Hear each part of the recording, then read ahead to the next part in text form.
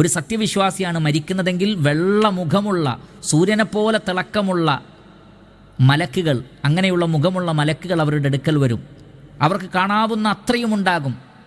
എന്നിട്ടവർ സ്വർഗത്തിലുള്ള കഫൻ പുടവ കൊണ്ടുവന്നിട്ടുണ്ടാകും, സുഗന്ധം കൊണ്ടുവന്നിട്ടുണ്ടാകും.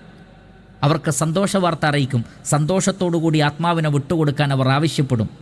സ്വർഗമുണ്ട് എന്ന സന്തോഷ വാർത്ത അറിയിക്കും. എന്നാൽ അതേ സന്ദർഭത്തിൽ സത്യനിഷേധിയാണെങ്കിലോ ഹദീസിലുള്ളത് കറുകറുത്ത മുഖമുള്ള ഭയപ്പെടുത്തുന്ന മുഖമുള്ള മലക്കുകളാണ് വരിക. അവരുടെ കയ്യിൽ പരുപരുത്ത വസ്തുക്കളും കമ്പിളിയും അതേപോലെ മുള്ളുകളുള്ള ദണ്ടുകളുമെല്ലാമാണ് ഉണ്ടാവുക. അതുപയോഗിച്ചാണ് അവർ ആത്മാവിനെ പിടിച്ചെടുക്കുന്നത്. അതികഠിനമായ വേദനയുണ്ടാകും. അതിനപ്പുറത്ത് നരകമുണ്ടെന്നുള്ള ഭയപ്പെടുത്തുന്ന വാർത്തയും.